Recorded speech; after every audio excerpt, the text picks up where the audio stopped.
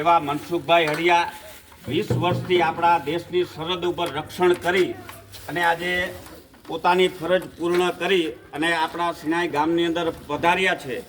ખરેખર આપણે સર્વ આહિર સમાજને ગૌરવ લેવા જેવી બાબત કહેવાય કે 20 વર્ષ સુધી મા ભૂમિની રક્ષા કાજે તેઓ પરિવારને દૂર રહી અને આપણી સલામતી માટે તેઓએ આ એવું સાહસ કરી અને આપણે સૌને આપણે રક્ષણ પૂરું પાડ્યું છે.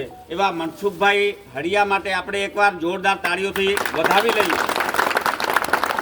મનસુખભાઈને સૌ પ્રથમ હું લોલાડી માતા મંદિરે પાટોત્સવ ઉજવાતો હતો ત્યારે સૌ પ્રથમ મળ્યો અને બહુ ધન્યતા અનુભવી અને તે સમયે તેમની જે સ્પીચ હતી એ સ્પીચની અંદર એક સાહસ હતું, સાહસની સાથે સાથે વીરતા હતી, તેના પણ આપણે દર્શન થયા.